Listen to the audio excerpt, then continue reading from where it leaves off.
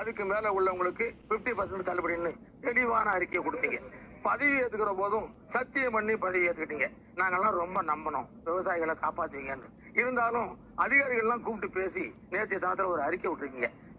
அந்த அறிக்கை கேட்ட உடனே எல்லாருமே வருத்தப்படுற அளவுக்கு, விவசாயிகள் அத்தனை பேருமே மனசு நொந்து வருத்தப்படுற அளவுக்கு அந்த அறிக்கை இருக்கு. ஆனா அந்த அறிக்கையை நீங்கள் மனமாற விட்டுருக்க மாட்டீங்கன்னு நாங்க நம்புறோம். அதிகாரியுடைய தவறான அறிக்கையை நீங்க வெளியில விட்டுட்டீங்க. அது எங்களுக்கு ரொம்ப மனசு வருத்தத்தை கொடுக்குது.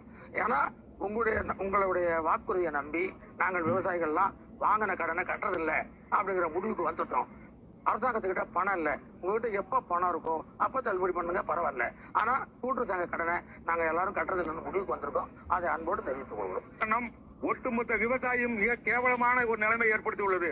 தமிழக வரலாற்றிலேயே இதுவரைக்கும் எந்த முதலமைச்சரும் இப்படி ஒரு கீழ்த்தரமான ஒரு அறிவிப்பை வெளியிட்டது கிடையாது. 1 லட்சம் 1.5 லட்சம் கடன் வாங்கின ஒரு விவசாயி 5000 ரூபாய் தள்ளுபடி பண்ணுவது பிச்சை காட்சியிடும் கேவலமான ஒரு செயல். இது ஒரு மானங்கெட்டத்தனமான, ஒரு அசிங்கமான, ஒரு கேவலமான ஒரு தள்ளுபடி.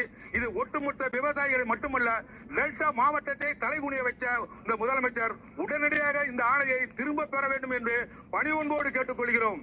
இனி இந்த தவறு நடத்தக்கூடாது.